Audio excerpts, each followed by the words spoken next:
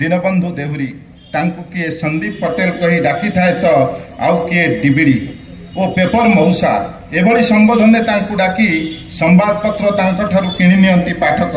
प्रत्येक दिन भोर 6:30 टारू राति 10टा पर्यंत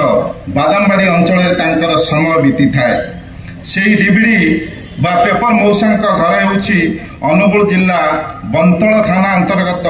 बरंडा ग्राम रे। से आज आम सम्मुखें अच्छा आम मंच रे मुख्य अतिथि होती प्रगतिवादी परिषद अभिनंदन जनाऊँगी कृतज्ञता जनाऊँगी सम्मान ग्रहण करिथिबारु धन्यवाद अर्पण करुच्ची। मु अनुरोध करी से आम सहित मंचासीन हेबे आज मुख्य अतिथि भाव जो अतिथि माने अछंती तांको मध्य निवेदन करी श्रीयुक्त डिबिड़ी मौसा पेपर मौसा से आपणे नेबे एवं ए मंच रे मंचासीन रहिबे आज मुख्य अतिथि भाव रे।